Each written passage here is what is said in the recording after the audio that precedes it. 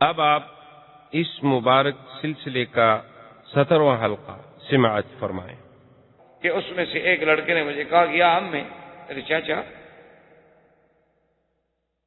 N ابی جہل، ابی جہل کہاں ہے؟ تو میں نے کہا ماں بے کبھی ابی جہل، بیٹا تمہیں ابی جہل سے کیا؟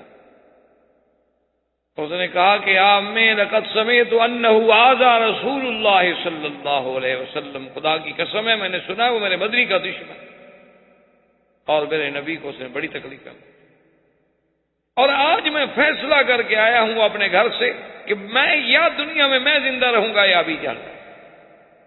کہتے میں نے کہا اچھا ٹھیک ہے، جب نظر آئے گا میں تمہیں بتا دوں گا۔ کہ ابھی اس نے بات ختم کی، دائیں میں نے کہا میں پھر ابی جہل کدھر ہے؟ میں نے کہا بیٹا کیا بات ہے؟ انہوں نے کہا بس آج ہمارا فیصلہ۔ تو کہتے ہیں تھوڑی دیر کے بعد جب میں نے نظر ڈالی تو ابی جہل کا شجرۃ فی الغابۃ، کہ جیسے ایک درختوں کے جھنڈ کے اندر کھڑا ہو نا درمیان میں، ایسے وہ کھڑا تھا اور ہر طرف سے اس کو گھیرا ہوا تھا، کیونکہ وہ ان کا بڑا تھا، سردار تھا ان کا۔ اور اس وقت جنگ کا اصل سبب بھی ابی جہل تھا، ورنہ باقی تو سب نے فیصلہ کر دیا تھا کہ ہم جنگ لڑنا نہیں چاہتے۔ بنو ہاشم نے، بنی عبد المطلب نے، بنو عباس نے، سب نے کہا کہ بھئی جب قافلہ ہمارا خیریت سے چلا گیا ہے تو ہم کیوں جنگ لڑیں؟ لیکن ابی جہل نے کہا کہ نہیں، جنگ لڑنی۔ آج ہی تو ہمیں موقع ملا ہے کہ 313 مسلمان ہمارے سامنے ہیں، مدینہ منورہ بہت دور ہے، ان کو کمک بھی پیچھے سے نہیں آ سکتی، اور ہمارے ساتھ 1000 کا لشکر، ایک ہی دفعہ مٹا دیں گے، بات ختم ہو جائے گی۔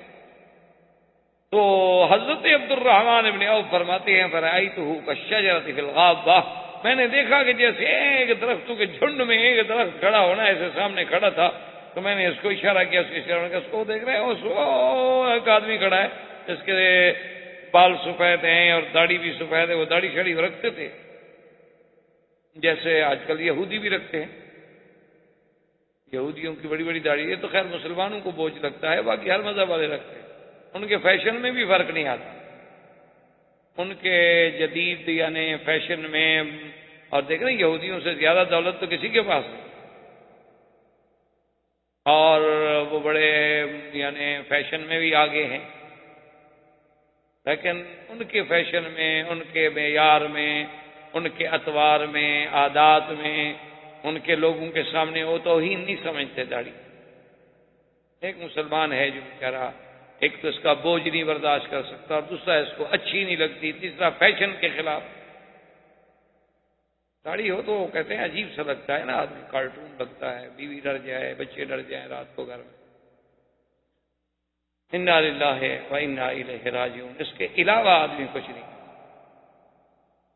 حالانکہ یہ سب ڈاکٹر بیٹھے ہیں، ان سے آپ تحقیق کر سکتے ہیں ماشاءاللہ کہ جو داڑھی نہ ہو نا تو وہ بندہ مرد ہی نہیں ہوتا۔ آپ نے کبھی خسرے کی داڑھی دیکھی؟ کہ حرم میں کھڑے ہیں طواف میں، خادم کعبہ، ان کی داڑھی ہوتی ہے؟ عورت کی داڑھی ہوتی ہے؟ کیوں نہیں ہوتی؟ حالانکہ یہ تو علامت ہے رجولیت کی داڑھی۔ چلو تم داڑھی سنت سمجھ کے نہ رکھو، مرد بند کے لیے تو رکھو نا۔ اب میاں بیوی کٹے صرف دونوں کی داڑھی رہو، کیا پتا ہے کہ بیوی کون ہے شوہر کون ہے؟ کوئی فیصلہ ہو سکتا ہے؟ یعنی صرف ان کا چہرہ کھلا ہوا ہو، باقی سب لحاف ہو، تو آدمی ایمان سے کہیں کہ کیسا فیصلہ کر سکتا ہے کہ ان میں شی کون ہے اور ہی کون ہے؟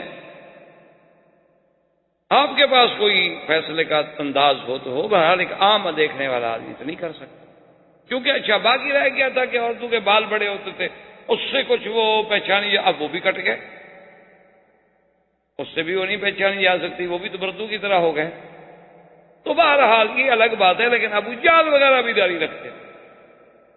تو دور سے عبد الرحمن ابن عوف کہتے ہیں کہ میں نے اشارہ کیا کہ وہ جو دور بندہ کھڑا ہے نا، جس کو سب لوگوں نے گھیرا ہوا ہے اور ہر طرف اس کے تلواروں والے کھڑے ہیں، ہتھیار بند کھڑے ہیں، نیزہ بردار کھڑے ہیں، اس کے خادم غلام، وہ کہتا ہے بس میں نے اشارہ کیا، ابھی میرا ہاتھ یوں واپس نہیں آیا تھا نیچے، میں نے اشارہ کیا وہ کھڑا ہے، ابھی میرا ہاتھ نیچے واپس نہیں آیا تھا، خرجا کما یخرج السهم من الرمیۃ، وہ دونوں ایسے نکلے جیسے تیر نکلتے ہیں، وہ کہتے ہیں ابھی میں دیکھ رہا تھا کہ ان کا مجمع چیرتے ہوئے گئے اور دونوں کی تلواریں ابو جہل پہ پڑی، ایک مارا گیا اور ایک واپس بھی آ گیا۔ اوب جو تھا وہ بیچارہ ہمارا شہید ہو گیا کہ اکرمہ ابی جہل کا بیٹا کھڑا تھا، اس نے حملہ کیا، وہ تو مارا گیا لیکن دوسرا واپس بھی آ گیا زخمی ہو کر۔ ابو جہل گر گیا، ابو جہل کے گرنے پر تو فوج کا مورال ختم ہو گیا۔ ان کے جو لڑاکا لوگ تھے انہوں نے کہا قتل ابی جہل، قتل ابی جہل، قتل رئیس مکہ، قتل رئیس مکہ، شور ہو گیا نا جی کہ ابی جہل مارا گیا۔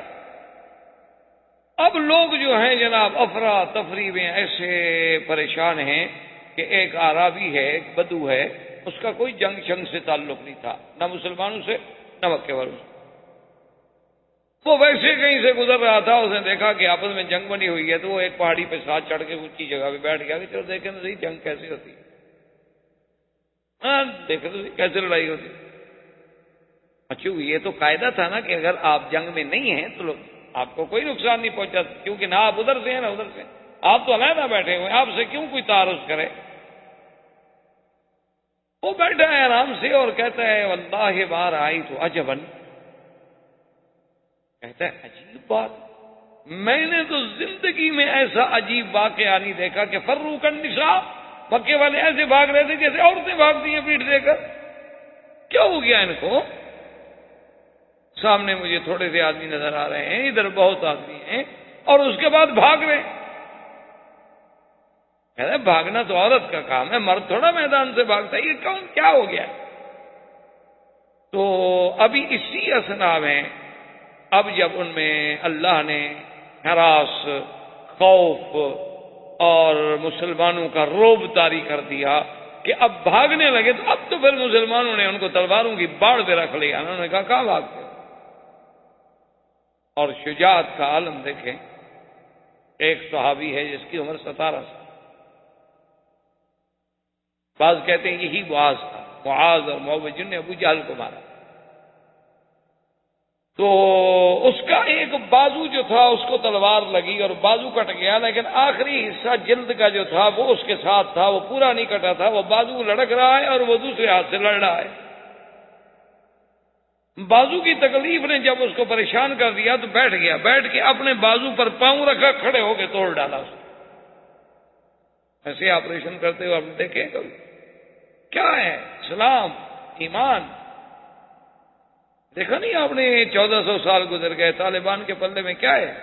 یہ تو مدرسوں کے طالب تھے بیچارے، یہ تو اب دشمن کا میڈیا انہیں دہشت گرد بنا رہا ہے نا، ورنہ تو جو علاقہ ان کے پاس ہے اس جیسا مثالی امن تو دنیا کی کائنات کے کسی حصے میں نہیں۔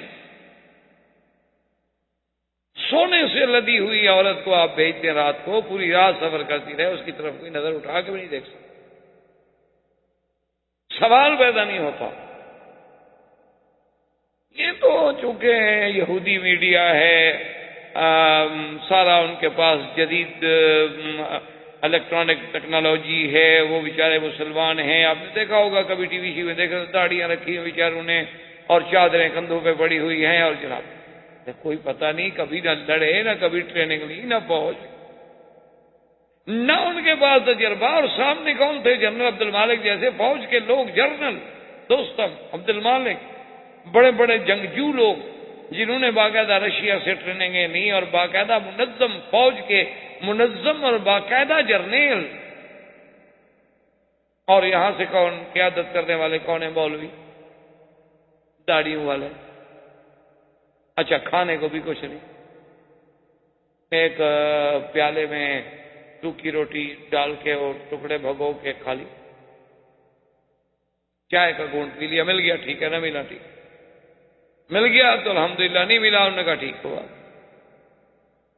یہ کیا ہے؟ اصل بات یہ ہے کہ اندر جب ایمان و اسلام کی چنگاری پیدا ہو جاتی ہے تو پھر صحیح معنوں میں اس کی قوت کا ہمیں اندازہ ہوتا ہے۔ ہماری بدقسمتی تو یہ ہے نا کہ مسلمان ہم نہیں رہے، ہم نام کے مسلمان ضرور ہیں لیکن کام کے مسلمان۔ ایک صحابی حضرت قتادہ، وہ بھی اسی جنگ بدر میں ہیں، ان کو جو تیر لگا، کوئی چیز لگی تو آنکھ باہر اور لٹک رہی۔ اللہ معاف کرے، آنکھ کتنی نازک چیز ہے، کتنا انسان کے لیے باعث تکلیف ہے. اب شدت درد نے جب ان کو پریشان کر دیا تو ان نے ساتھیوں سے کہا بھی کیا دیکھ رہے ہو, میں تڑپ رہا ہوں اور تم دیکھ رہے ہو, تلوار سے کاٹ دو, پھینک دو باہر, یہ لٹک رہی ہے اس لیے مجھے زیادہ تکلیف ہو رہی ہے. تو ایک صحابی نے کہا, اس نے کہا کہ نہیں, ہم یہ نہیں کرتے, ہم ایسا کرتے ہیں کہ پہلے حضور پاک کی خدمت میں لے جاتے ہیں, ان سے پوچھتے ہیں حضور کیا مشورہ دیتے ہیں کہ کاٹ دیں, کیا کریں, پٹی باندھیں, کیا. حضور کی خدمت میں لے گیا, فرمایا اذن منی یا قتادہ, قتادہ میرے قریب ہو جاؤ. اور قتادہ کہتے ہیں آپ نے اپنے ہاتھ پر میرا وہ رکھا ڈیلا اور میری آنکھ پہ رکھ کے بس یوں کر دیا, اور اس کے بعد کہتے ہیں خدا کی قسم ہے آج تک پتہ نہیں چلتا یہ آنکھ زخمی ہوئی تھی کہ یہ زخمی ہوئی تھی. کہتا ہے کوئی آج تک فیصلہ نہیں کر سکا پھر کہ میری وہ کون سی آنکھ کہ جو جنگ میں باہر آئی تھی, حضور پاک کے ہاتھ لگنے سے بات ہی ختم. اب کفار جب دوڑے, زخمی ہوئے, مارے گئے, کچلے گئے, تو جنگ بدر میں 70 کافروں کا بڑے سے بڑا سردار جو تھے نا جی, جن میں عتبہ تھا, عتیبہ تھا, ابی جہل تھا, بڑے بڑے جو ان کے رؤسائے کفار, سنادیدہ کفار قریش کے سب مارے گئے اور 70 گرفتار ہوئے. ابو جہل زمین پہ پڑا ہے, تڑپ رہا ہے, لیکن روح باقی. حضرت عبداللہ ابن مسعود رضی اللہ تعالیٰ عنہ بڑے خفیف پر بڑے کمزور اور بڑے نحیف آدمی, یعنی آپ کی ایسی پنڈلیاں تھیں جیسے عام آدمی کے یعنی بازو ہوتے ہیں, ایسی باریک باریک پتلی پتلی سی, اتنے کمزور آدمی. ایک دفعہ مدینہ منورہ میں سرکار دو جہاں صلی اللہ علیہ وسلم بھی موجود ہیں, اور عبداللہ ابن مسعود کھجور پہ چڑھنے لگے کہ حضور کے لیے کچھ کھجوریں لے آؤں. تو وہ پنڈلیاں تھیں نا باریک باریک, تو صحابہ نے دیکھی تو ایک صحابی کو ہنسی آ گئی کہ دیکھو یار یہ کیسے جوان کی پنڈلی ہے, بڑا ایک بچے کی پنڈلی ہے. تو حضور نے فرمایا تم کیوں ہنسے ہو؟ انہوں نے کہا یا رسول اللہ عجبت من ساقہ عبداللہ بن مسعود, حضرت عبداللہ بن مسعود کی پنڈلیوں کا خفیف ہونا دیکھ کے مجھے ہنسی آ گئی. آپ نے فرمایا تمہیں پتا ہے میرے عبداللہ بن مسعود کی شان کا, اگر ساری دنیا ایک پلڑے میں رکھ دو اور ایک پلڑے میں عبداللہ بن مسعود کا ایک پاؤں رکھ دو تو یہ بھاری ہو جائے گا. تم اس کو ظاہر میں دیکھ رہے ہو, تمہیں پتہ نہیں ہے کتنے شان والا آدمی. عبداللہ بن مسعود رضی اللہ تعالیٰ عنہ آگے بڑھے تو ابو جہل کا ابھی سانس ہے بات, یعنی ختم نہیں ہو گیا. اس نے جب دیکھا عبداللہ بن مسعود نے کہا کہ ہاں اب بتاؤ ابو جہل کیا حال ہے. تو ابو جہل نے دیکھا, اچھا کہتے ہیں ہاں اچھا انت الذی ترعی الغنم عندنا, تم وہی نہیں ہو جو ہماری بکریاں چراتے تھے. یعنی غرور دیکھیں, بدر میں پڑا ہے, گردن کٹی ہوئی ہے, زخم لگ چکے ہیں, بچنے کی کوئی امید نہیں. اور یہ بھی دیکھ رہا ہے اسی زخمی حالت میں کہ اس کے ساتھی سب بھاگ گئے, اور یہ بھی سن رہا ہے کہ فلاں قتل ہو گیا, فلاں مارا گیا, فلاں مارا گیا, لیکن غرور نہیں. عبداللہ بن مسعود رضی اللہ تعالیٰ عنہ اس کے سینے پہ چڑھنے لگے کہ اس کو تلوار ماروں, تو کہتا ہے کہ یا راعی الغنم, بکریوں کے چرواہے, تمہاری تلوار سے میری گردن تھوڑی کٹے گی, اور تمہاری کند سی تلوار ہے, خام خواہ مجھے بھی پریشان کرو گے, تم خود بھی تکلیف میں آؤ گے. میری تلوار نکال لو میری گردن کاٹنے کے لیے, سردار کی گردن ہے, سرداروں کی تلوار سے تو کٹ سکتی. یعنی اندازہ کریں ابو جہل کے. اسی لیے حضرت اللہ شاہ بخاری رحمۃ اللہ علیہ فرماتے تھے کہ بھائی کفر ہو تو ابو جہل کو, پھر کفر تو ہے نا, پھر کافر تو بنو نا, پکے بنو. یہ کہ آدھا تیتر آدھا بٹیر. کفر ہو تو ابھی جہل کا ہو, اور ایمان ہو تو صدیق کا ہو. درمیان میں کچھ ہے, درمیان میں کوئی بات نہیں ہے کہ آدھا تیتر آدھا بٹیر. کعبۃ اللہ پہ بھی جا کے ملتزم پہ رو لیا, قبر پہ بھی سجدہ کر لیا, اللہ کے آگے بھی رو لیا, اور جناب جا کے داتا صاحب سے اور خواجہ نظام الدین اولیاء سے بھی مانگ لیا, اور جناب ماشاءاللہ قرآن میں بیٹھے عبد الباسط پڑھ رہا ہے تو جھوم رہے ہیں, اور قوالی لگی ہوئی ہے تو ماشاءاللہ اچھل رہے ہیں, اور اگر کوئی مغنیہ گانا گا رہی ہے تو موسیقی کی روح میں لے میں ڈوبے ہوئے ہیں ماشاءاللہ. یہ کوئی اسلام ہے؟ تماشا ہے. یہ کیا ہے؟ کون کہتا ہے اس کو اسلام؟ یہ کیا ہے کہ قرآن شریف پڑھ رہے ہیں ماشاءاللہ اور چوم رہے ہیں, سبحان اللہ, کہ سینہ ٹھنڈا ہو جائے اور شکل یہود و نصارہ سے ملتی ہے. کیا ہے؟ کہاں کا اسلام ہے؟ ادخلوا فی السلم کافۃ، قرآن کہتا ہے یا تو پورے اسلام میں داخل ہو جائے، پورے نکل جاؤ۔ وَإِن تَتَوَلَّوْا يَسْتَبْدِلْ قَوْمًا غَيْرَكُمْ ثُمَّ لَا يَكُونُوا أَمْثَالَكُمْ، اللہ فرماتے تم پھر جاؤ، میں قادر ہوں ایک اور قوم پیدا کروں۔ یہ تو نہیں کہ میرا اسلام تمہارا محتاج ہے، یہ تو نہیں کہ میرے اسلام کو تمہاری وجہ سے عزت ملی ہے، تمہیں اسلام کی وجہ سے عزت ملی ہے۔ ہمارے ہاں ہوتا ہے نا اکثر کہ اسلام خطرے میں ہے اور اسلام خطرے میں ہے اور اسلام کو بچاؤ والے لیڈر نعرے دیتے ہیں قوم کو۔ اسلام نہیں خطرے میں ہوتا، خطرے میں وہ خود بدبخت ہوتے ہیں۔ اسلام کو کیا خطرہ ہے؟ 1400 سال گزر چکے ہیں، جسے کسرا و کیسر نہ مٹا سکا، جسے دنیا کی اس وقت کی سپر پاورز نہ مٹا سکی، اور آج کی سپر پاورز بھی اس کا کچھ نہیں بگاڑ سکتی۔ یعنی آپ دیکھ لیں گے انشاءاللہ کہ 10 سال کے بعد ان کا برم کھل جائے گا اور اسلام وہیں ابھرے گا جہاں وہ مٹا رہے ہیں نا، اسلام ان کے اندر سے ابھرے گا۔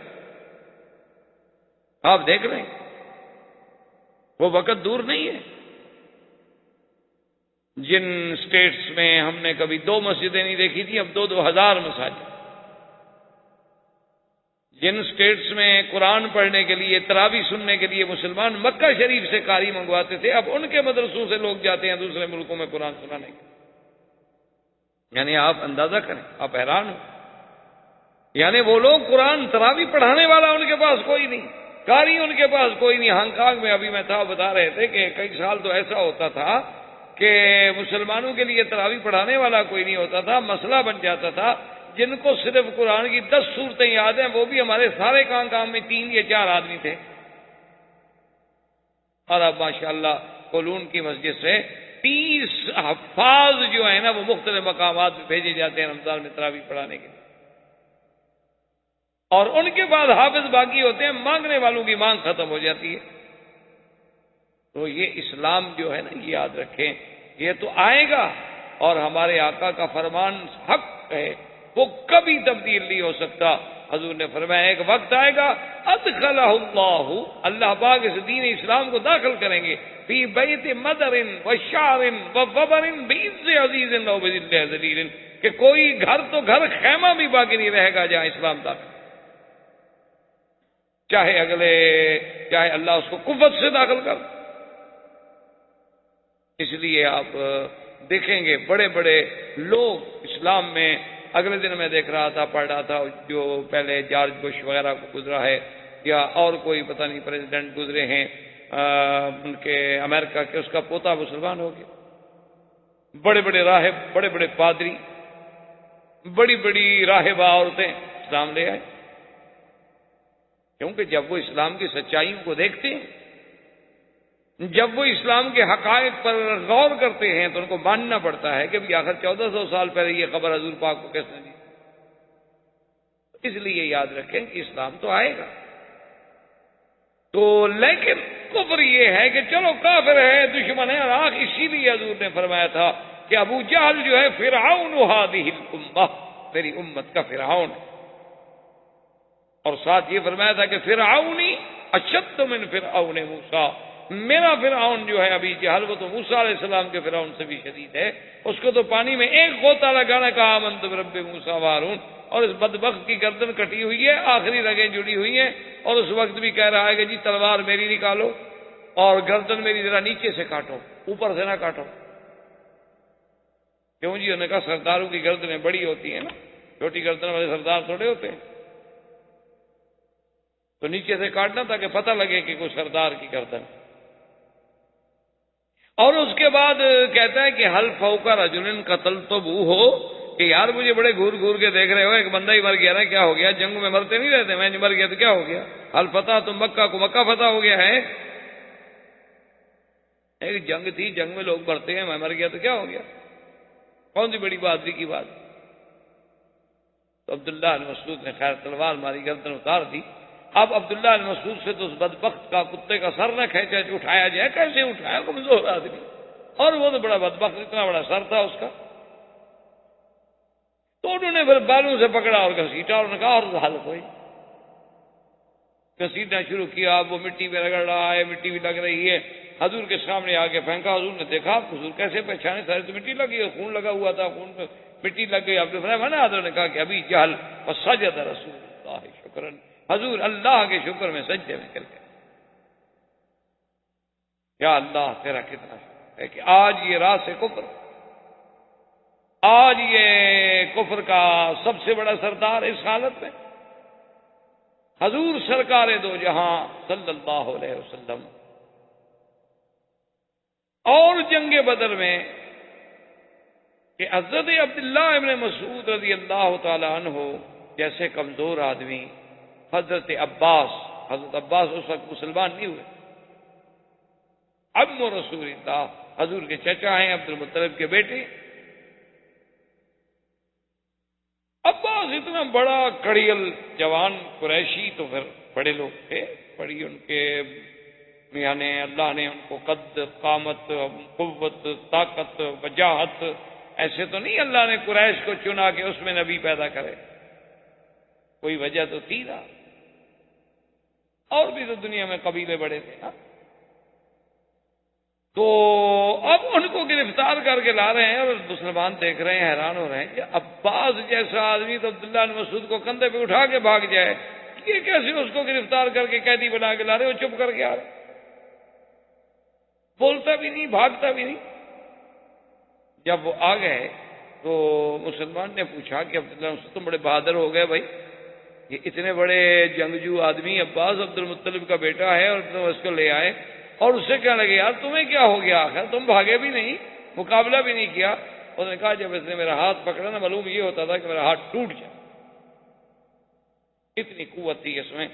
فقالوا ذلکم الملائکہ، اور نے کہا پھر عبداللہ بن مسعود کا ہاتھ نہیں، پھر فرشتے کا ہاتھ، ظاہر عبداللہ بن مسعود. حضور صلی اللہ علیہ وعلی آلہ واصحابہ وسلم نے حکم دیا کہ ایک سوار بھیجا جائے جو مدینہ منورہ میں جا کر خبر کرے کہ اللہ نے مسلمانوں کو بتا دیا. کفار قریش بھاگے، انہوں نے بھی ایک آدمی، اس کا نام ہے سامان تھا، اس کے ذمہ لگایا ابھی تم جلدی سے پہنچو مکے میں، اطلاع کرو کہ ہمارے ساتھ یہ ہو گیا. وہ ہے سامان جب آیا مکے میں تو دور دور سے اس نے چیخنا شروع کیا، قتل ابو جہل وقتل فلان وقتل فلان وقتل فلان، قتل امیۃ بن خلف، قتل عقبۃ بن ابی معیط، قتل فلان وقتل فلان. تو مکے والے پیچھے والے کیا کہہ رہے ہو؟ صفوان ابن عبد المطلب کعبے میں بیٹھے تھے، تو انہوں نے کہا معلوم ہوتا ہے یہ بندہ پاگل ہو گیا ہے، یہ اتنے بڑے سارے سردار جو تھے وہ ایک ہی دفعہ میں مارے گئے، کیسے ہو سکتا ہے؟ تو انہوں نے آ کے اس سے کہا کہ این صفوان، تمہیں پتا ہے کہ صفوان کہاں ہے بدر میں، اس کا کیا بنا؟ تو اس نے کہا کیا کر رہے ہو، صفوان تو تم ہو، صفوان بدر میں تو گیا ہی نہیں. نے کہا اس کا دماغ تو ٹھیک ہے، اس کا مطلب یہ پاگل تو نہیں، یہ تو صحیح کہہ رہا ہے، اب کیا کریں بھائی؟ اتنے میں اور آدمی پہنچ گئے اور پہنچ گئے اور سارے مکے میں ماتم ہو گیا کہ ہمارے تو سردار مارے گئے. جلدی سے انہوں نے دارالندوہ میں میٹنگ کی اور ابو سفیان کو سردار بنا دیا کہ چلو تم چونکہ قافلہ بچا کے لے آئے تھے تو اب سردار جو ہے تم، سب سے پہلا آرڈر جو کیا ابو سفیان نے، انہوں نے کہا مکے والوں رونا دھونا بند کر دو، کوئی ماتم نہیں، کوئی آنکھ نہیں روئے. اور مسلمانوں کو بتلاتے ہو کہ ہم ختم ہو گئے، کمزور ہو گئے، رو رہے ہیں، ماتم کر رہے ہیں، عورتوں کی طرح چیخ رہے ہیں، ٹھیک ہے بدلا لیں گے. یہ کیا ہو؟ کوئی بندہ نہیں روئے گا اور کوئی بندہ اپنے قیدیوں کو چھڑانے کے لیے فدیہ نہیں دے گا، تاکہ مسلمان تو پھر عادی ہو جائیں گے، ہر روز ہمارا بندہ پکڑ لیں گے. لیکن آخر کون نہ روئے بھائی، اپنے باپ بیٹے بھائی، کسی سردار کے آرڈر سے آرڈر ہوتا رہے، لیکن گھروں میں بیٹھ کے تو ان کے تو ماتم ہو گئے، وہ مذاق تو نہیں.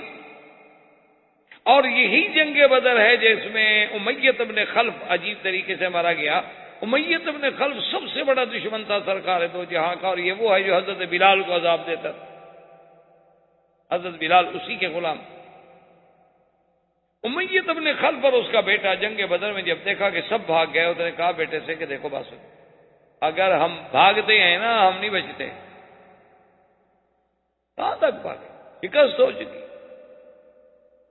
اس لیے بہتر ہے کہ ہم اپنے آپ کو مسلمانوں کے سپرد کر دیں، شاید بچ جائیں، چاہے ہمیں قیدی بنا لیا جائے، بعد میں ہمیں کوئی چھڑانے والا آ جائے، کوئی ہمارا فدیہ ادا کر دیا جائے، کچھ تو امید ہوگی نا۔ اگر مارے گئے تو پھر کیا امید ہوئے؟ تو مر گئے۔ انہوں نے کہا ابا آپ کی مرضی ہے۔ حضرت عبد الرحمن ابن عوف جو ہے تو انہوں نے بلایا کہ یا عبد ود، ان کا پہلا نام تھا عبد ود، ود ان کا بت تھا نا، بتوں کے نام تھے نا قرآن میں جس کا ذکر بھی، ودن و سواعا و یغوث و یعوق و نصرا، یہ سب ان کے بتوں کے نام تھے۔ عبد الرحمن ابن عوف کو جو آدمی عبد ود کر کے پکارتا تھا وہ بولتے نہیں تھے، جواب نہیں۔ تو اس نے پھر کہا کہ عبد الالہ، اللہ کے بندے، تو یہ کھڑے ہو گئے۔ نے کہا کیا بات ہے؟ انہوں نے کہا کہ دیکھو تم یہ جو زرہیں چن رہے ہو نا محمد مقام بدر سے، ان سے زیادہ قیمتی چیز میں تمہیں دینا چاہتا ہوں۔ نے کہا کیا ہے؟ انہوں نے کہا ان کو پھینک دو، تم ہمیں پکڑ لو، ہم دونوں تمہاری قید میں آنا چاہتے ہیں۔ اس کا مطلب تھا کہ ان کی پناہ ہمیں آ جائے، کسی طرح ہمیں پناہ دے دیں تاکہ پھر مسلمانوں سے بچنے کا کوئی حل تو ہو نا۔ تو نے کہا کہ ٹھیک ہے میں تمہیں پکڑتا ہوں۔ عبد الرحمن ابن عوف اور ان کے بیٹے کو امیہ اور بیٹے کو لے کے چلے۔ خدا کی قدرت ہے جس راستے سے جا رہے تھے اسی راستے میں بلال کھڑا تھا۔ تو بلال نے جب دیکھا تو صرخ بلال، کہا ھذا امیہ الذی یعذبنی، او مسلمانوں دوڑو، یہ آ گیا امیہ بدبخت جو مجھے تکلیفیں دیتا تھا، یہ زندہ جا رہا ہے۔ ان نجا لا انجو ابدا، خدا کی قسم ہے آج اگر یہ بچ گیا تو پھر میں گویا زندہ نہیں۔ مسلمان تلواریں لے کے پھر کٹھے ہو گیا۔ بلال کیا ہو گیا؟ نے کہا دیکھو امیہ۔ عبد الرحمن نے کہا ہذا سیدھی، یہ میرا قیدی ہے بھائی، خبردار حملہ مت کرو۔ بلال نے کہا کہ دیکھو تمہارا قیدی ہو یا کوئی ہو، بات سیدھی ہے کہ اس نے مجھے اللہ کے دین کے لیے، توحید کے لیے، اسلام کے لیے انگاروں پہ تڑپایا ہے، میں اس کو کیسے چھوڑ دوں گا؟ عبد الرحمن بن عوف کہتے ہیں کہ میں نے امیہ سے کہا ایسا کرو تم لیٹ جاؤ جلدی جلدی زمین پہ۔ وہ جلدی جلدی لیٹ گیا تو میں اس کے اوپر لیٹ گیا۔ میں نے کہا بھی اس کو مارتے ہو تو پہلے مجھے مارو۔ بلال نے مسلمانوں سے کہا کہ یار عبد الرحمن بن عوف کو اس کو نیچے سے مارو بدبخت۔ تو عبد الرحمن بن عوف تو اوپر لیٹے ہوئے تھے، وہ نیچے سے تلواریں مار مار کے صحابہ نے اس کو مارا۔ خدا کی قدرت ہے کہ عبد الرحمن بن عوف بیچارے کی ٹانگ بھی مسلمانوں نے کاٹ ڈالی، اتنا جوش تھا۔ تو امیہ بدبخت تو یوں مرا۔ حضور نے حکم دیا کہ اس کو قلیب بدر میں، وہ جو بدر میں کنواں ہے اس میں پھینکا جائے۔ اب جب گھسیٹ کے لے گئے تو اس کی لاش پھٹ گئی اسی وقت۔ ایک تو ہے کہ کئی دن کے بعد چلو بھی اس میں نفخ ہو جائے، پھٹ جائے، اسی وقت ٹکڑے ٹکڑے ریزہ ریزہ ہو گئی، اور ایک ویسے بھی وہ ریزہ ریزہ ہو چکا تھا۔ تو اب اس کو کیسے گھسیٹیں، کیسے لے جائیں؟ تو انہوں نے بولا اچھا اس پر یہیں پتھر ڈال دو، یہیں اس کو ختم۔ اسی طرح عقبۃ بن ابی معیط، عقبۃ بن ابی معیط یہ وہ بدبخت انسان ہے لعنت اللہ علیہ کہ جب سرکار دو جہاں رحمت للعالمین صلی اللہ علیہ وسلم مکہ مکرمہ میں مسجد الحرام میں نماز پڑھ رہے تھے، تو یہ وہی بدبخت ہے جس نے ایک اونٹ کا پورا اندر کا ملبہ جو تھا، آنتیں وغیرہ، اس کا سارا مادہ جو نکال کے پھینکا جاتا ہے، وہ جو گوبر سارا اٹھا کے حضور کے کندھے پر۔ یہ باتیں آدمی پڑھتا ہے، مولویوں سے سنتا ہے اور چپ کر کے چلا جاتا ہے، لیکن غور کریں کہ یہ کتنی بڑی بات ہے۔ آپ کو تو اسلام کے لیے تھوڑا سا کسی کا ہاتھ بھی لگ جائے تو آپ جناب برداشت نہیں کر سکتے۔ آپ اگر اسلام کے لیے تھوڑی سی تکلیف بھی آ جائے، کوئی ذرا تنگ جگہ ہو یا کہیں نماز پڑھنی پڑے، نیچے مصلی ذرا میلا ہو، کارپیٹ ذرا پرانا ہو گیا ہو، تو اس کے لیے بھی تکلیف برداشت نہیں ہوتی آدمی سے۔ لیکن اندازہ کریں کہ اللہ کے نبی پہ کیا گزری ہوگی کہ سر سجدے میں ہو اور پورے جسم پر ایک مردار جانور کا پورا گوشت کا حصہ پڑا ہو اور بدن خون خون ہو چکا ہو، اور زبان سے سبحان ربی الاعلی، کیا عالم۔ یہ ڈالنے والا کون تھا؟ یہی عقبۃ بن ابی، اور دوسری دفعہ یہی عقبۃ بن ابی معیط تھا بدبخت کہ حضور نماز پڑھ رہے تھے تو اس نے پاؤں رکھ دیا حضور کے سر پر۔ حضور نے فرمایا کاد ان یموت، ہو سکتا ہے میں قریب تھا کہ شاید مر جاؤ۔ سانس رک گئی، پاؤں رکھ کے ظالم کھڑا ہو گیا، بڑا اپنا 6-7 فٹ کا لمبا چڑنگا بلا دیو ہیکل انسان. تو جب یہ سامنے آیا حضور نے فرمایا ھذا عدو اللہ، یہ اللہ کا دشمن ہے، اس کو معافی نہیں. تو یہ 2 آدمی ہیں جو پکڑے جانے کے بعد بغیر لڑائی کے قتل کر دیے گئے، ایک عقبۃ بن ابی معیط اور ایک نضر بن الحارث اور امیہ بن خلف. اور باقی سب کو حضور نے فرمایا کہ جو مر گئے ان کو پکڑو اور گھسیٹو اور کنویں میں پھینک دو، کنویں میں ڈالو. سب کو کنویں میں ڈال دیا. حضور صلی اللہ علیہ وسلم نے اسی میدان جنگ میں عجیب عجیب واقعات پیدا ہوئے. ایک صحابی نے کہا کہ یا رسول اللہ، میں تو حیران کہ میں نے ایک کافر کو تلوار ماری تو میری تلوار ابھی اس کی گردن کے قریب ہی نہیں پہنچی اور اس کا سر اڑ گیا. حضور نے فرمایا تمہیں پتہ نہیں ہے کہ اللہ کے فرشتے جو ہیں وہ آج بدر میں لڑ رہے ہیں، جو اللہ نے وعدہ فرمایا کہ إذ تقول للمؤمنين ألن يكفيكم أن يمدكم ربكم ب3,000 من الملائكة منزلين بلى إن تصبروا وتتقوا ويأتوكم من فورهم. اللہ نے فرمایا اگر تم صبر کرو، اللہ تبارک و تعالیٰ کا تقوی اختیار کرو، اللہ پاک مدد بھیجیں گے. یمددکم ب5,000 من الملائکۃ مسومین. اللہ نے فرمایا 5,000 فرشتہ آسمانوں سے. اور فرماتی ہیں فرشتے ہم نے کیوں بھیجے، ورنہ فرشتہ تو ایک ہی کافی تھا نا.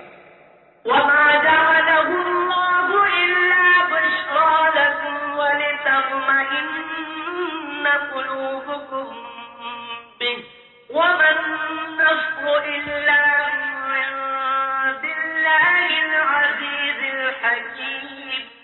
اللہ نے فرمایا کہ ہم نے جو فرشتے اتارے ہیں صرف تمہیں خوشخبری دینے کے لیے، تمہارے دلوں کی تسکین کے لیے، ورنہ مدد تو میرے ہاتھ میں ہے، میں جس کو چاہوں مدد دوں. فرشتوں کی کیا ضرورت ہے، اللہ چاہے بغیر فرشتوں کی مدد کر. ہم نے کیوں اتارے تھے؟ تاکہ تمہیں طاقت ملے، تمہیں قوت ملے، تمہارا تسکین قلب ہو جائے، تمہاری اعانت ہو جائے، ورنہ اصل مدد تو میرے ہاتھ. وَمَن نَّصْرُ إِلَّا مِن عِندِ اللَّهِ، اور نہیں آتی مدد مگر اللہ تبارک و تعالیٰ کی طرف سے. وہ جس کو چاہیں اس کی مدد فرما دیں، وہ چاہیں تو ابابیلوں سے ہاتھیوں کو بروا ڈالیں، وہ چاہیں تو ہوا سے قوم عاد جیسی گرانڈیل قوم بڑی قوت والی طاقت والی کو فنا کر ڈالیں، اس کی مرضی.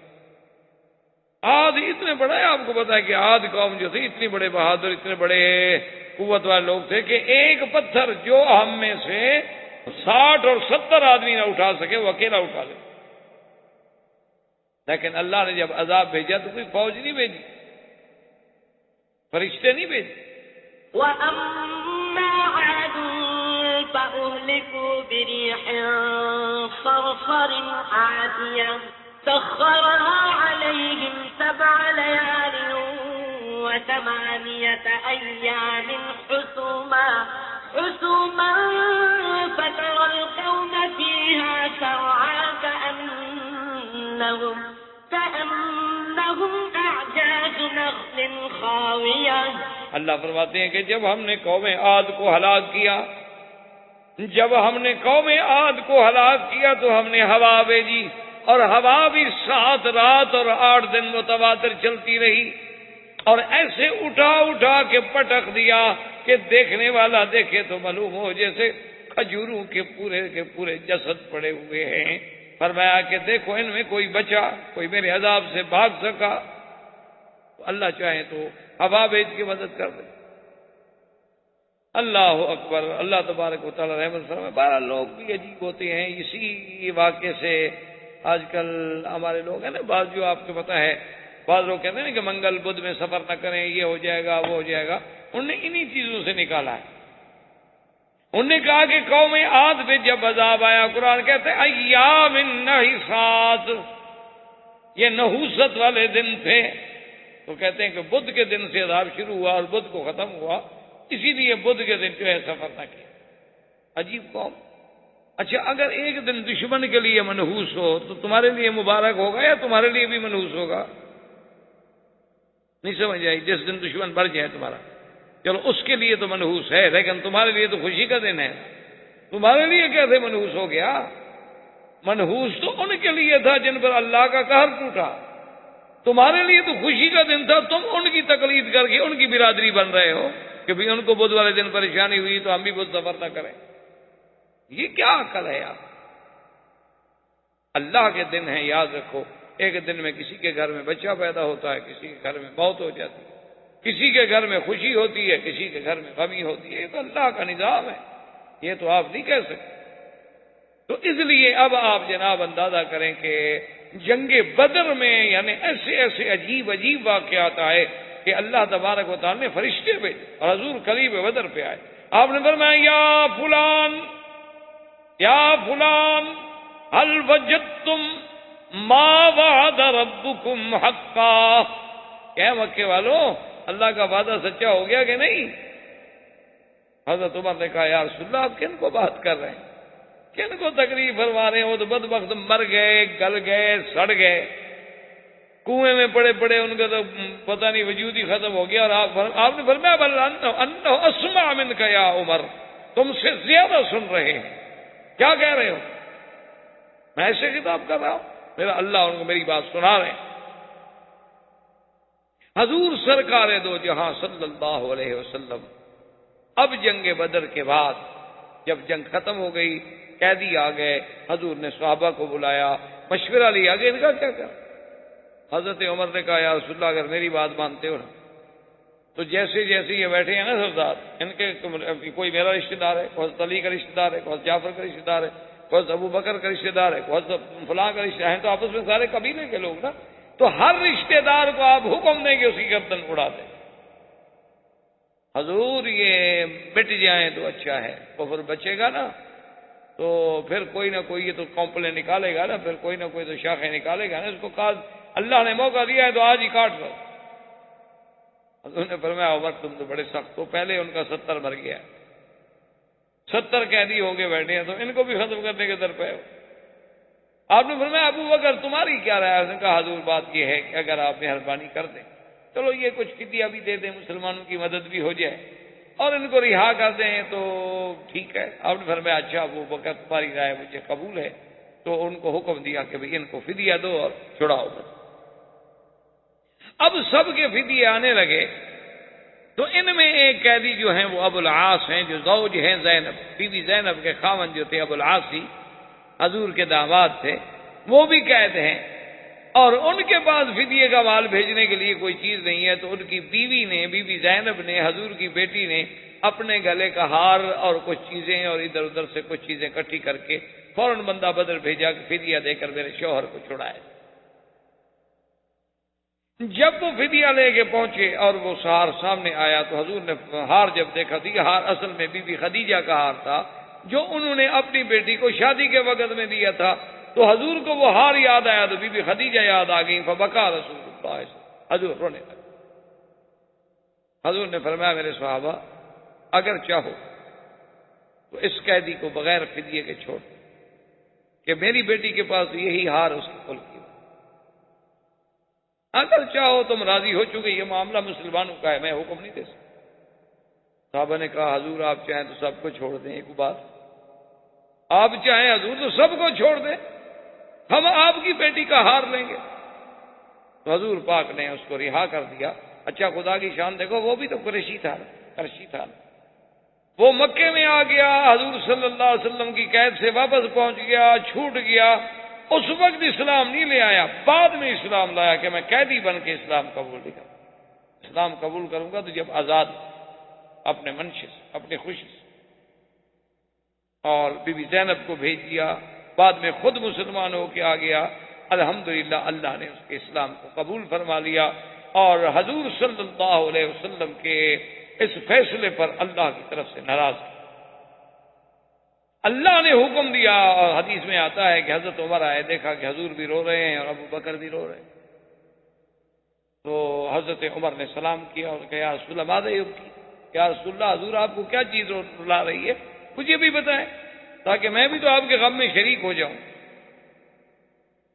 آپ نے فرمایا عمر، آج اللہ کا عذاب گویا کہ اتر کے اس درخت کے قریب آ گیا تھا، اگر وہ اترتا لما نجا منہا الا سعد و عمر، اس سے کوئی نہ بچتا مگر عمر اور سعد۔ اللہ نے تیرا فیصلہ قبول کر لیا کہ ان کافروں کو قتل کر دینا چاہیے تھا، فدیہ کیوں لیا؟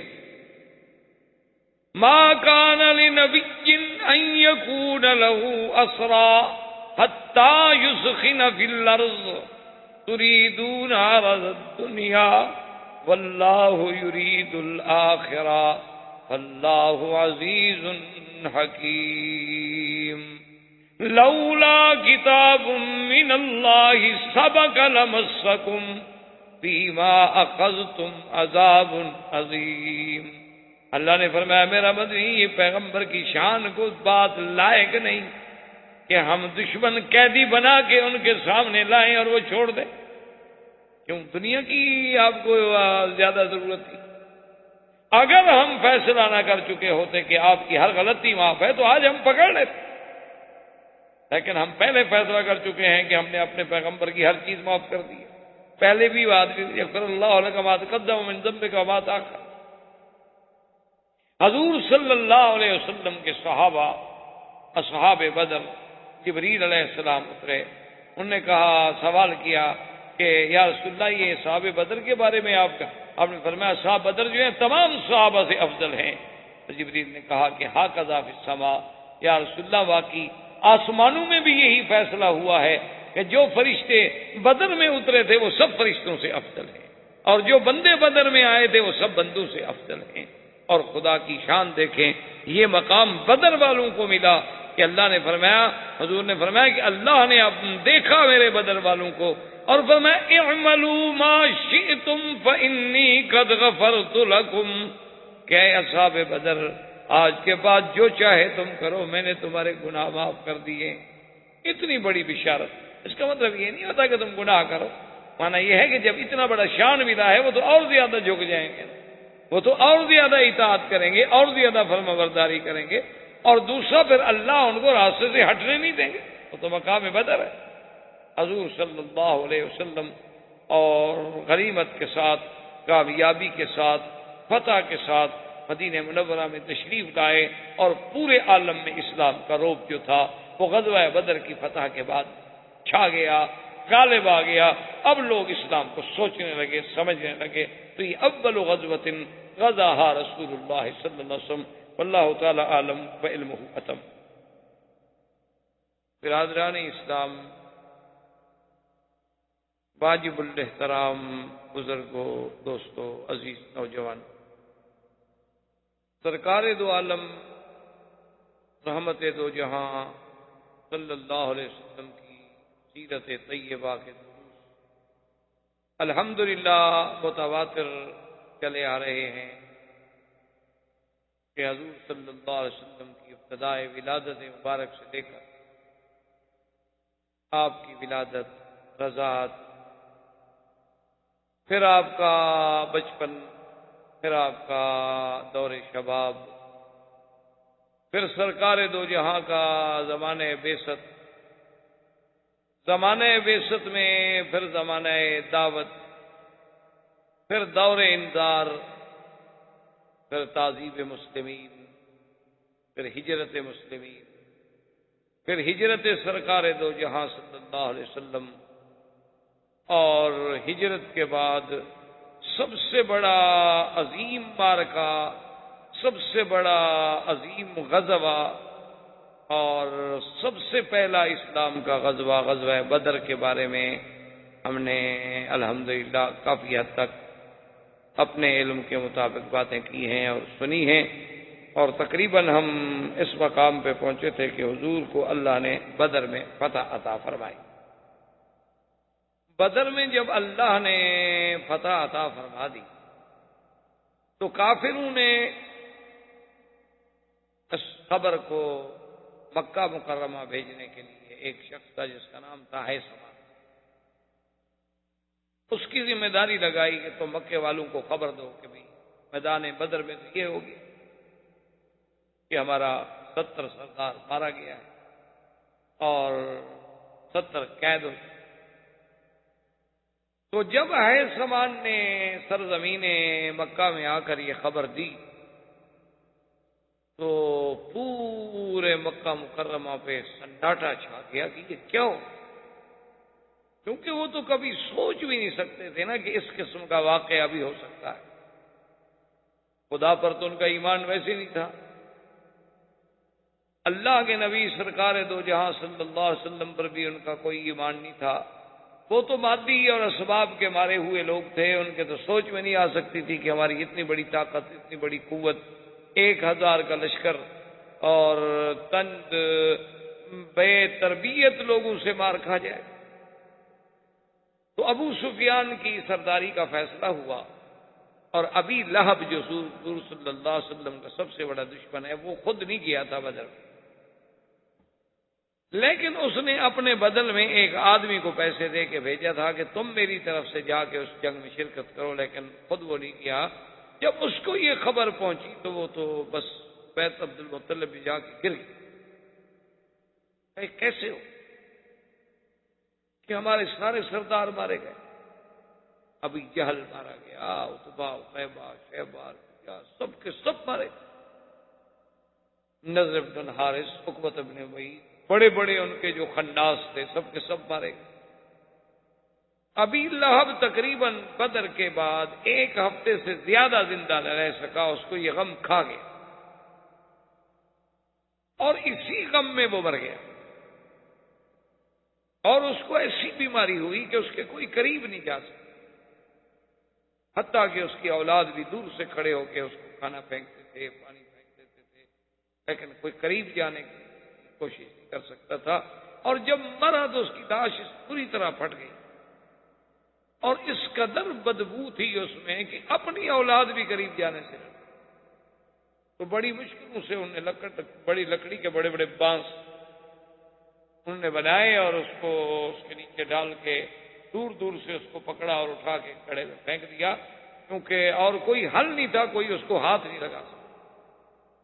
حضور صلی اللہ علیہ وسلم نے بدر میں سے عبداللہ ابن ابی رواحہ، حضور کے صحابی ہیں رضی اللہ تعالیٰ عنہ، ان کو اپنی اونٹنی مبارک دی کہ تم میری اونٹنی پہ سوار ہو کے مدینے میں پہنچو اور مدینے والوں کو خبر دو کہ الحمدللہ اللہ نے ہماری فتح اور نصرت نصیب کر دی.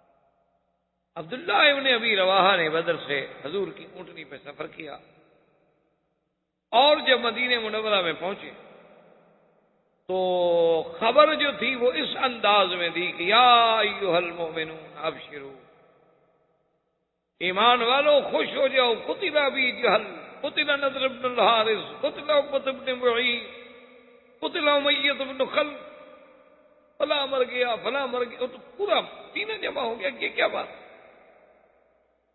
اب یہودیوں کو بھی پتہ چلا کہ بھی یہ کیسے ہو.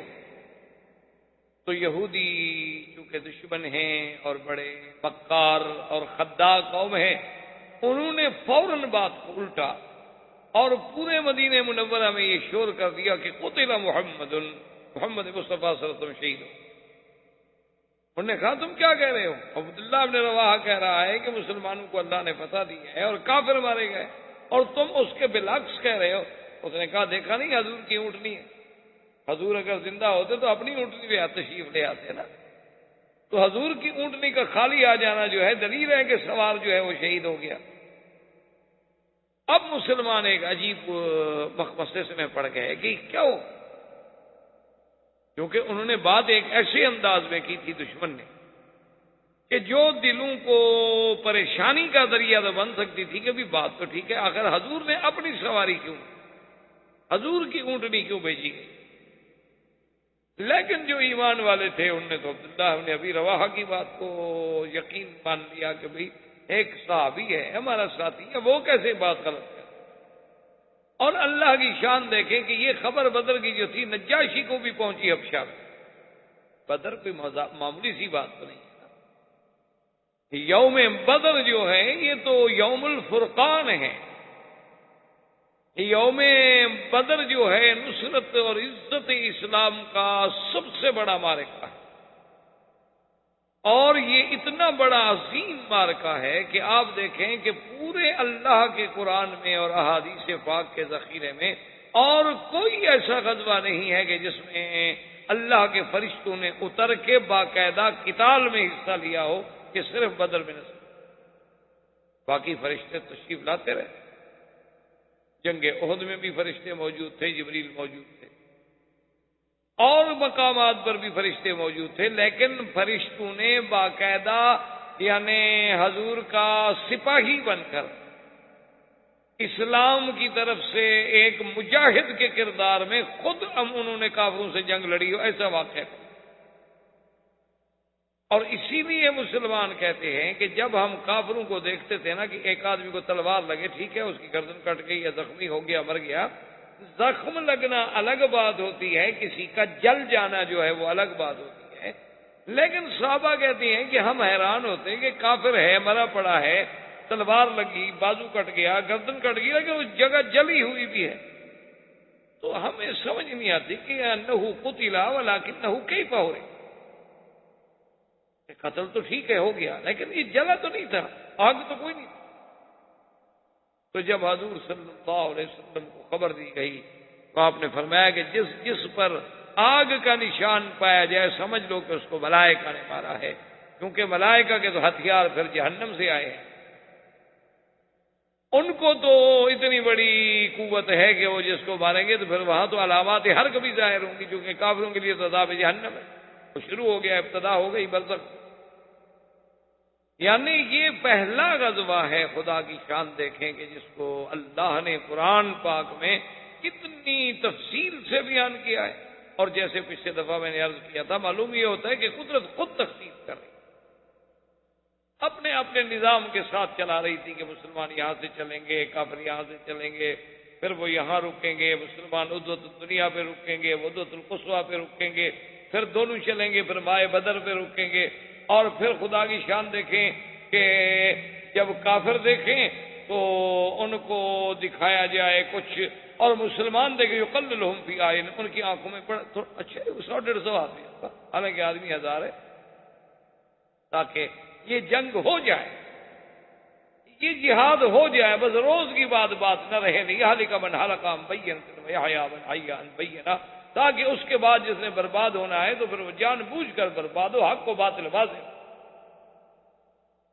اب حضور صلی اللہ علیہ وسلم نے فتح کے بعد اسارہ بدر کے بارے میں کہ جو قیدی ہیں ان کے بارے میں کیا، سیدنا عمر رضی اللہ تعالی عنہ سے جب رائے لی گئی تو سیدنا عمر نے کہا کہ یا رسول اللہ، آپ حضرت علی کو حکم دیں، حضرت حمزہ کو حکم دیں، آپ مجھے حکم دیں، حضرت ابو بکر کو حکم دیں، ہم سب تلوار لے کے، ہم سب کے رشتہ دار موجود ہیں، ہر آدمی اپنے رشتہ دار کی گردن اتار، آج کفر کو ختم کر۔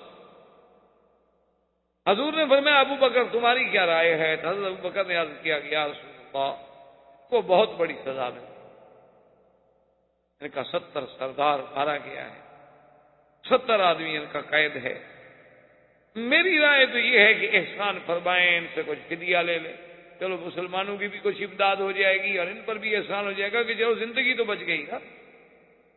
حضور پاک صلی اللہ علیہ وسلم نے فرمایا عمر تمہاری رائے تو بڑی سخت ہے، لیکن بہرحال میں ابو بکر کی رائے کو قبول کرتا ہوں، اور حضور نے فرمایا کہ ہر آدمی فدیہ دے کر اپنے قیدی جو ہے وہ چھوڑا۔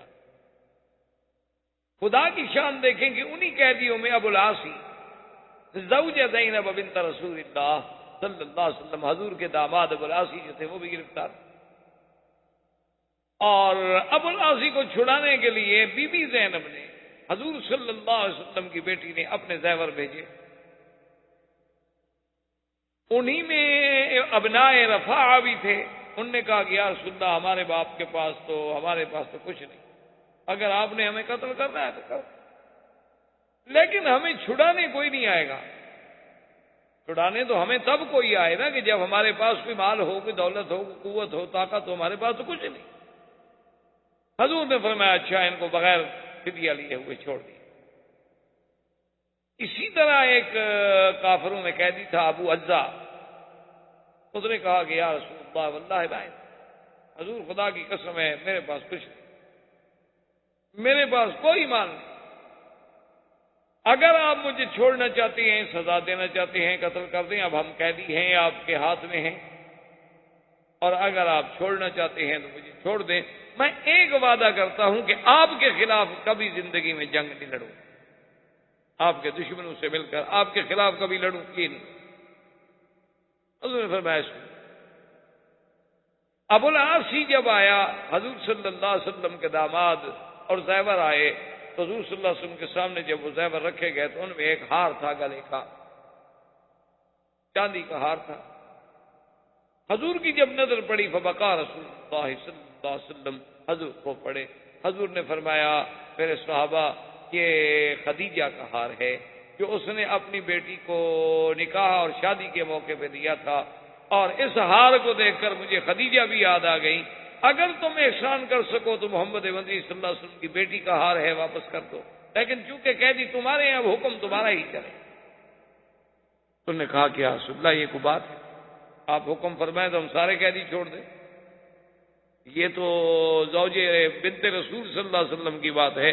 حضور نے فرمایا اچھا ابو العاص کو پیسے بھی ڈرائیور بھی واپس کر دو اور چھوڑ دو، لیکن آپ نے فرمایا ابو العاص ایک وعدہ کرو میرے ساتھ کہ ہم نے تمہیں چھوڑ دیا ہے، میری بیٹی کو مدینہ منورہ بھیج، جب تم کافر ہو اب مسلمان اور کفر کا اجتماع جو ہے وہ نہیں۔ تو اس نے کہا کہ یا رسول اللہ یہ میرا وعدہ ہے، میں آپ کی بیٹی کو مدینہ منورہ بھیج دوں گا۔ اسی لیے حضور فرماتے تھے دیکھو کہ اللہ نے مجھے کتنا اچھا داماد دیا تھا کہ کافر تو تھا لیکن اس نے جھوٹ نہیں بولا اور وعدہ خلافی نہیں کی، مدینہ پہنچ کے فوراً حضور کی بیٹی کو بھیج۔ سارے مکے والوں نے مخالفت کی، کیا کر رہے حضور کی بیٹی ہمارے ہاتھ میں ہے، ہم تو بڑے سے بڑا انتقام لے سکتے ہیں حضور، اور بیٹی کے بدلے میں ہم بڑی سے بڑی رعایتیں حاصل کر سکتے ہیں۔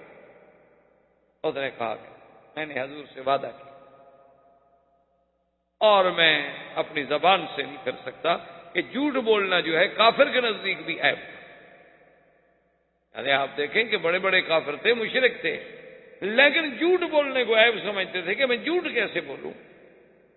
اور آج مسلمانوں میں جو سب سے زیادہ صفائی سے جھوٹ بول لیتا ہو وہ ان کا لیڈر ہوتا ہے، وہ ان کا قائد ہوتا ہے، اور اسی کو سارے لوگ بڑا معزز اور اچھا آدمی سمجھتے ہیں۔ حالانکہ جھوٹ اتنی بری چیز ہے کہ جہاں اللہ نے شیطان پہ لعنت بھیجی وہاں جھوٹ بولنے والوں نے۔ تو حضور صلی اللہ علیہ وآلہ وسلم نے اس مشورے کے بعد ابھی یعنی قیدی تو آزاد ہو گئے، اب بدر سے حضور صلی اللہ علیہ وسلم کی واپسی کا سفر شروع ہونے والا ہے، آپ بیٹھے ہوئے ہیں کہ آیت مبارک نازل ہوئی۔ حضرت عمر فرماتے ہیں کہ میں جب آیا میں نے دیکھا کہ حضور بیٹھے ہیں، ابو بکر بیٹھے ہیں اور رو رہے ہیں، تو میں نے سلام کیا، میں نے کہا ما یبکیکما، یا رسول اللہ کیا بات ہے، آپ کیوں رو رہے ہیں، کوئی ایسی بات ہے تو مجھے بتائیں تاکہ میں بھی تو شریک ہو جاؤں رونے میں۔ آپ نے فرمایا عمر آج اللہ کا عذاب جو سمجھو یوں نازل ہوا کہ اس درخت کے قریب آ گیا، اور اگر اللہ کی رحمت نہ ہوتی اور وہ عذاب اتر جاتا تو کوئی بھی نہ بچ سکتا الا سعد و عمر، مگر صرف عمر اور سعد بچ جاتے، باقی سب کو عذاب پکڑ، جس کو اللہ نے قرآن میں بھی فرمایا کہ لولا کتاب من اللہ سبق لمسکم فیما اخذتم عذاب عظیم، کہ میرے مدنی محمد مصطفیٰ اگر ہم اپنے تقدیر کا پہلے فیصلہ یہ نہ کر چکے ہوتے کہ آپ کی ہر غلطی ہم نے معاف کر دی ہے تو آج ہم پکڑ لیں۔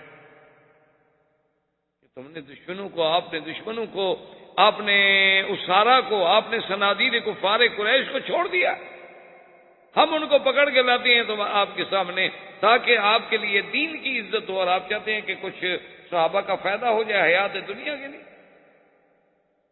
اتنا بڑا عتاب آیا، اور ساتھ اصحاب بدر کو اتنا بڑا مقام ملا کہ حضور نے فرمایا ان اللہ اطلع الی اہل بدر،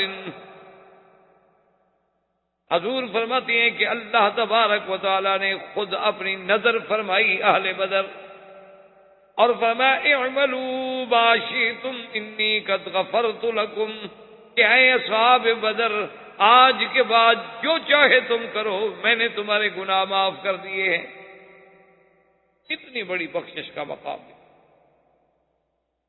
یعنی آپ عظمت بدر کا اندازہ لگا کہ سیدہ عائشہ صدیقہ بنت صدیق رضی اللہ تعالی عنہا پہ جب تہمت لگائی گئی، اس سے بڑا گناہ کوئی ہو سکتا ہے کہ بی بی عائشہ پہ تہمت لگائی جائے؟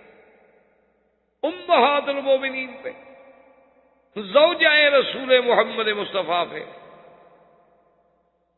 اور نعوذ باللہ نعوذ باللہ نعوذ باللہ تہمت بھی زنا کی۔ بی بی عائشہ فرماتی ہے کہ مجھے تو پتہ ہی نہیں تھا کہ کیا ہو رہا ہے مدینے میں، کیا باتیں ہو رہی ہیں، میرے علم میں بھی نہیں، اور اتنا مجھے تھوڑا تھوڑا سا فرق محسوس ہوا کہ حضور پاک کے کچھ بولنے میں، کچھ آنے جانے میں تھوڑی سی بے رخی نظر آئی، لیکن میں نے اس کو بھی حضور کی اپنی مصروفیت میں محمول کر دیا کہ آپ بڑے مصروف ہیں، اس لیے آپ کو ٹائم نہیں مل رہا میرے ساتھ بات کرنے۔ کہتی ہیں کہ ایک رات جب میں نکلی گھر سے، کیونکہ اہل مدینہ کی عورتیں اس وقت یہ گھروں میں حمام وغیرہ تو بنے نہیں تھے، لہذا اپنی ضروریات کے لیے عورتیں جو تھی شام کو اکٹھی ہو کے باہر چلی جاتی، جیسے ہمارے یہاں پہلے دیہاتوں میں بھی یہ بات ہو، آپ کے کیونکہ آپ کی اور ہماری سب لوگوں کی ثقافت تقریباً ایک ہے، یعنی آج سے کچھ عرصہ قبل 20 سال 30 سال 25 سال پہلے دیہاتوں میں کوئی حمام، کوئی باتھ روم، کوئی اٹیچ باتھ، کوئی یہ فلش سسٹم یہ تھوڑے ہوتے۔ اب بھی اتنے دیہات ہیں جہاں اب بھی نہیں۔ تو بی بی صاحبہ فرماتی ہیں کہ ہم جب گئے تو مستح ایک صحابی تھے حضور کے، اس کی والدہ جو ہے وہ بھی ہمارے ساتھ تھیں اور عورتیں بھی ساتھ تھیں۔ تو جب ہم چل رہے تھے تو مستح کے پاؤں کے نیچے ان کا چادر جو تھی اوپر ڈالی ہوئی وہ پاؤں کے نیچے آئی تو وہ بیچاری گری، جھٹکا لگا، گرنے کے قریب ہوئی، تو اس کی زبان سے یہ نکلا کہ تائس مستح، اپنے بیٹے کے بارے میں اس نے کہا کہ برباد ہو جائے، ہلاک ہو جائے۔ بی بی عائشہ کہتی ہے، میں نے کہا عجیب بات ہے، یہ کیسی ماں ہے بھئی جو اپنے بیٹے کو بد دعا دے رہی ہو؟ ماں بھی کبھی بد دعا دے سکتی؟ اللہ نے ماں کا تو دل ہی ایسا بنایا ہے کہ وہ تو سراپا دعا ہوتی، اس کی زبان سے تو اولاد کے لیے کبھی بد دعا نہیں۔ تو ابھی ایک دفعہ آپ نے کچھ عرصہ ہوا پڑھا تھا اخبار میں، ایک عجیب واقعہ ہوا کہ ایک شقی نے، ایک بدبخت انسان نے اپنی ماں کو مارا۔ شقی القلب لوگ ایسے بھی ہیں دنیا، اس نے اپنی ماں پہ حملہ کیا خنجر سے یا چھری سے یا کسی چیز سے، تو ماں بیچاری جو تھی وہ نے پورا یہ پیٹ کٹ گیا، آنتیں باہر نکل آئیں، اور اب لڑکا جب دیکھا نا اس نے خون اور ماں گری تو لڑکا ڈر کے مارے جو بھاگا، تو آگے دروازہ تھا تو دروازہ اس کے پاؤں میں اٹکا تو بچہ گر گیا، تو ماں وہاں سے چیخ پڑی کہ بیٹا تمہیں چوٹ تو نہیں لگی؟ اندازہ کریں کہ ماں کا تو یہ کردار ہے اور ہمارا کردار بھی ایسا کرتا۔ ماں کا تو اتنا بڑا مقام، ایسے تو نہیں اللہ نے فرما دیا ہے حضور پاک کی زبان مبارک سے کہ الجنت تحت اقدام الامہات، کہ ماں کے پاؤں کے نیچے جنت۔ تو اب جب بی بی نے کہا کہ تائس مستح برباد ہو، ہلاک ہو، تو بی بی عائشہ فرماتی ہے، میں نے کہا کیا بات ہے تم کیا کہہ رہی ہو مستح کو؟ اما تعلمین انہ من اصحاب بدر، یعنی بی بی عائشہ نے بھی پہلی بات جو کی وہ یہ تھی کہ بی بی کیا کہہ رہی ہو، تو بدری صحابی ہے، اصحاب بدر کے بارے میں بھی ایسی کوئی بات کہی جا سکتی ہے کہ خدا اس کو ہلاک کرے، خدا اس کو برباد کرے؟ وہ میں مستح کھڑی ہو گئی، اس نے کہا عائشہ تمہیں پتہ نہیں؟ میں کہا کس بات کا؟ کہا اما تعلمین ما یقول الناس، تمہیں پتہ نہیں لوگ کیا کہہ رہے ہیں؟ میں نے کہا کیا کہہ رہے ہیں؟ تو پھر بی بی مستح کی والدہ نے بتایا کہ لوگ تو یہ کہہ رہے ہیں اور میرا بیٹا مستہ جو ہے یہ بھی ان لوگوں کے ساتھ ہے جو آپ پر تہمت لگا رہے ہیں، اس لیے میں نے کہا کہ اللہ اس کو ہلاک و برباد کر۔ لیکن بی بی عائشہ نے کہا کہ ام مستہ چلو جو ہوا سو ہوا، لیکن مستہ اصحاب بدر میں سے ہے، اس کے بارے میں یعنی آپ اندازہ کریں مقام بدر۔ اسی طرح ایک حدیث مبارک میں جو صحیح حدیث پاک ہے میرے بدری سرکار کی صلی اللہ علیہ وسلم کی، ایک دن حضور پاک نے فرمایا، اور یہ بھی واقعہ ہے بدر کے بعد قصہ، حضور صلی اللہ علیہ وسلم نے فرمایا کہ یا علی فاتوا روضۃ خاخ فإن بها زئینۃ ومعها کتاب۔ آپ نے فرمایا کہ حضرت علی فوراً دوڑو، فوراً اونٹ لو، گھوڑے لو، دستہ فوجیوں کا ساتھ لو، جلدی جاؤ، ایک مقام ہے روضہ خاخ، مدینہ منورہ اور مکے کے راستے کے درمیان میں روضہ خاخ ایک جگہ کا، وہاں پر اونٹ پہ سوار ایک عورت ہے جو جا رہی ہے اور اس کے پاس ایک خط ہے، کتاب ہے، وہ اس کو پکڑ کے لاؤ اور وہ کتاب خط برآمد کر۔ حضرت علی فرماتے ہیں بس حضور کا حکم تھا، پھر پوچھنے کی تو دیر تھی۔ حضرت علی رضی اللہ تعالیٰ عنہ فرماتے ہیں کہ ہم دوڑے اور عین اسی روضہ خاک پہ پہنچے تو ایک عورت جاتی ہوئے ہمیں اونٹنی پہ مل گئی۔ ہم نے اس کو روک دیا کہ ٹھہرو، ٹھہر گئی، کیا بات؟ انہوں نے کہا آپ کی تلاشی دیں۔ کیا بات ہے؟ آپ نے فرمایا انما کی کتاب لأہل مکہ لا اہل مکہ تھا، آپ کے پاس خط ہے مکے والوں کے نام۔ میں نے کہا لیس معی کتاب، میرے پاس کوئی کتاب نہیں ہے، میں تو مکے سے آئی تھی کچھ مانگنے کے لیے، مدینے والوں سے کچھ مانگ تانگ کے کچھ چیزیں، کپڑا، کچھ کھانا، پیسہ لے کے جا رہی ہوں، اپنی غربت کی وجہ سے میرے پاس تو کوئی کتاب نہیں۔ حضرت علی نے اس کی اونٹنی کو بٹھا دیا، صحابہ کو حکم دیا کہ تلاشی دیں، سامان کی تلاشی دی گئی، سارا سامان ڈھونڈا گیا، ایک ایک چیز کو ہلا ڈالا گیا، لیکن کوئی خط نہیں۔ تو صحابہ نے کہا کہ یا علی رضی اللہ تعالیٰ نے سما کتاب، اس کے بعد تو کوئی خط نہیں۔ حضرت علی غصے میں آگے فرمایا عجیب بات کہہ رہے ہو، مجھے حضور پاک نے خبر دی ہے، اللہ کے نبی نے مجھے خبر دی ہے کہ اس کے پاس خط ہے، اور تم کہتے ہو کہ اس کے پاس خط نہیں ہے۔ اللہ کے نبی کی بات کو چھوڑ کے میں تمہیں فرمایا آپ نے کہ یا امرا واللہ لأجردنکی، مجھے خدا کی قسم ہے میں تیرے کپڑے بھی اتار دوں گا، وَإِلَّا فَخْرُجِ الْكِتَابِ، نکالو خط کدھر ہے؟ تو صحابہ کہتے ہیں کہ اس نے اپنا دوپٹہ اتارا تو بال تھے اس کے بڑے، ان بالوں کے اندر لپیٹ کے تو اس نے اپنے بالوں کا ایک سٹائل بنا لیا اور اوپر کپڑا ڈال لیا، اور وہ خط تو بالوں کے اندر ہے، وہاں کسی کا کہ وہ ہی نہیں ہو سکتا۔ اصل قصہ یہ تھا کہ یہ عورت بھی طوائف، یہ عورت جو ہے یہ واقعتاً بھی طوائف تھی، یہ اصحاب رایات میں سے تھی۔ تو مدینہ منورہ میں جب آئی تو حضور نے پوچھا کہ تم یہاں کیا کر رہی ہو؟ تو اس نے کہا رسول اللہ قتل ذروسا مکہ، حضور مکے کے بڑے بڑے سرداروں کو تو آپ نے قتل کر دیا، آپ بھیک نہیں مانگیں گے تو کیا کریں گے؟ اب کون ہمارے گانے سنتا ہے، کون ہمیں پیسے دے گا؟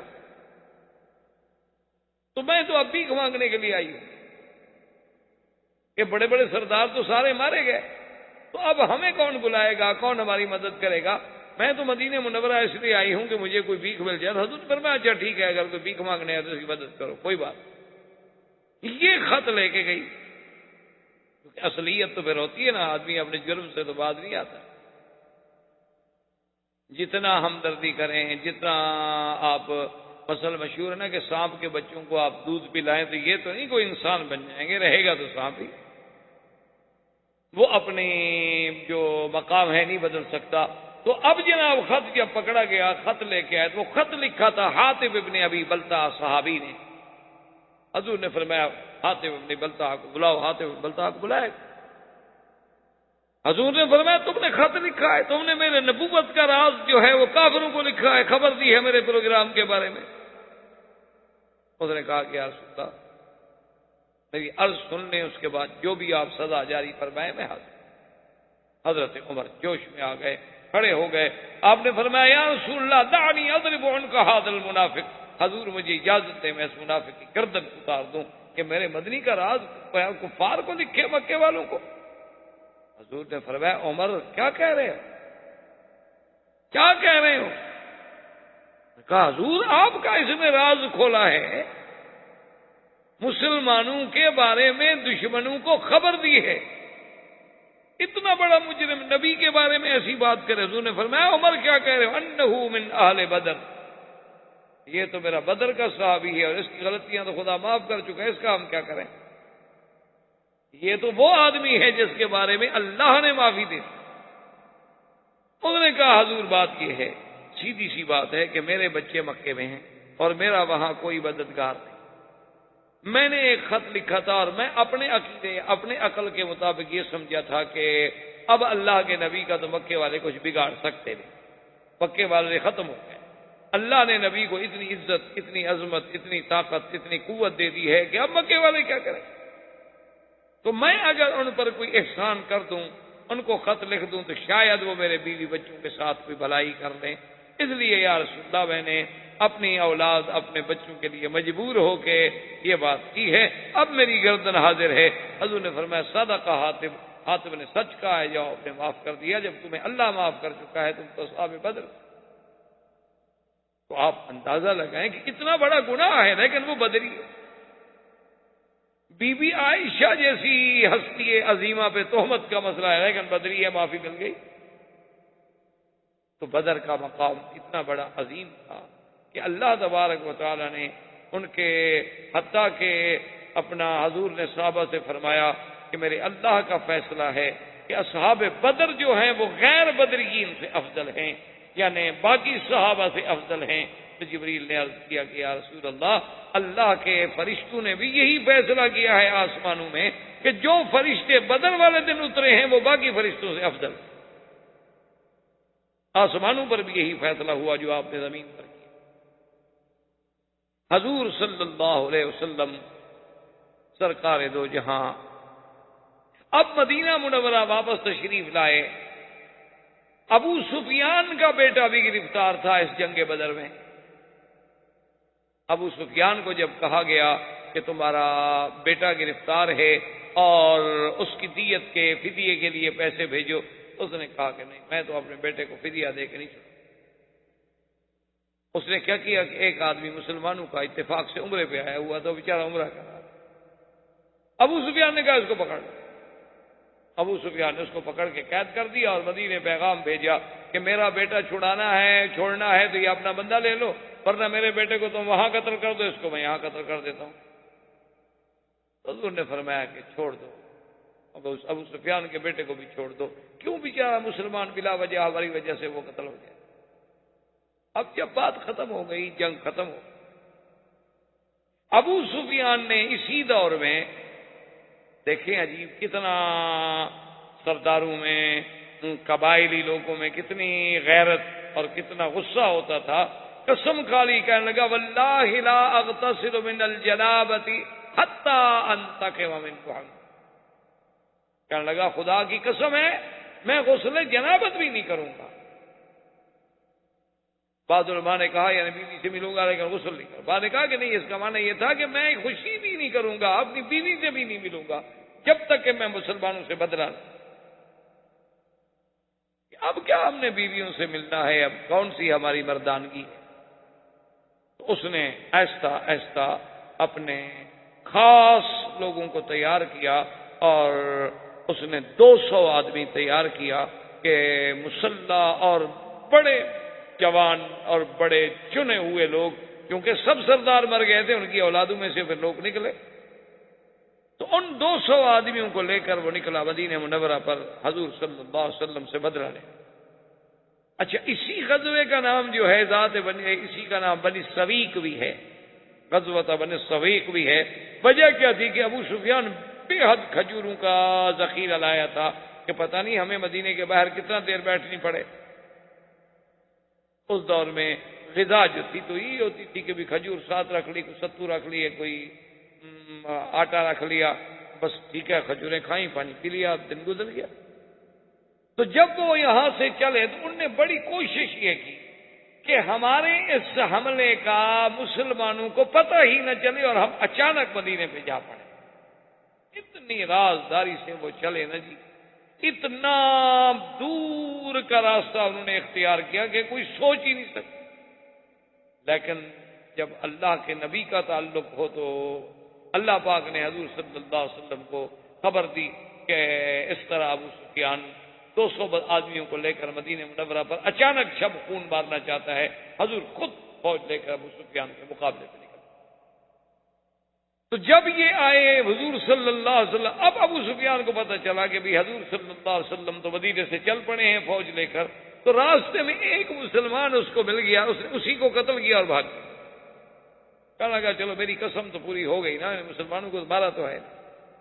اور پھر وہ کھجوریں جو تھیں ان کا سامان لے کے جانا بڑا مشکل تھا، وہ کھجوریں بھی پھینک. نے کہا بھی بوجھ ہے نا، اونٹ زیادہ تیز نہیں چل سکتے.